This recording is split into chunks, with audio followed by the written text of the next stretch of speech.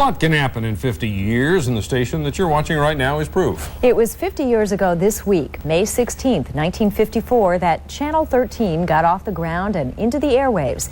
WGME News 13's Greg Lagerquist takes us on a behind-the-scenes trip through 50 years of your TV. It's 12 o'clock, and this is your news. For every face you see on WGME 13, there are a dozen you don't see behind the scenes. It's always been that way, starting 50 years ago. We had bought a film library. We had sound on film cameras, 16 millimeter. Two bright side lights. Lloyd Knight was there 50 years ago, a true Maine television pioneer who starred on early Channel 13 programs like Captain and the Kids. Still known as Captain today.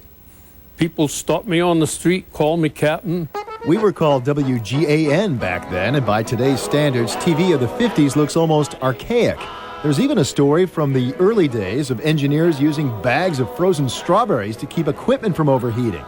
But Knight and others remember TV in the 50s as a marvel, although with limitations. We had two General Electric turret things. No more of this zoom stuff. You either focused it as you turned after you turned the lens, or you were out of focus. But we all know the technology progressed rapidly. The first big change came in '59 when our giant tower went up in Raymond, vastly expanding our coverage area.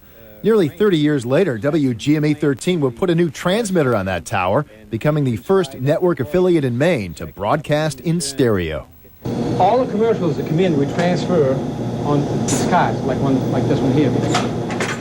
And the picture changed rapidly, too. By the mid-'70s, we'd switch to videotape, so no more dicing and splicing film and slides. This is CBS, the Columbia Broadcasting System. And here's another way to see the changes and watch the years roll by. Just look at the versions of the CBS-I we went through.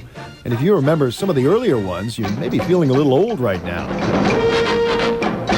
I don't even mind growing old, as long as you and I grow old together. Oh, and speaking of growing old together, CBS just celebrated its 50th anniversary, too. We joined them shortly after going on the air in '54, and we've been with them ever since. Your next stop, the Twilight Zone.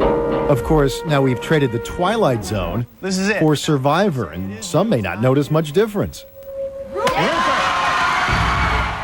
But much has changed. The equipment behind the scenes is mostly digital now, and we're broadcasting in HD TV.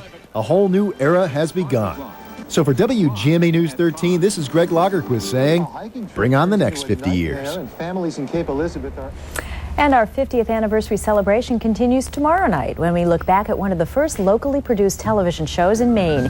Many of you will remember For Teenagers Only with Dave Astor, which premiered here on what was then WGAN TV in 1956. I sat down recently with Dave Astor to talk about those great beginning days of television, and we'll bring you that story tomorrow night at 6 o'clock. Yeah, what scares me is I remember so much of it. Most of us got to hear the sound of thunder over the weekend. We may get to hear it again tomorrow. Meteorologist Dave Santoro has your forecast coming up next.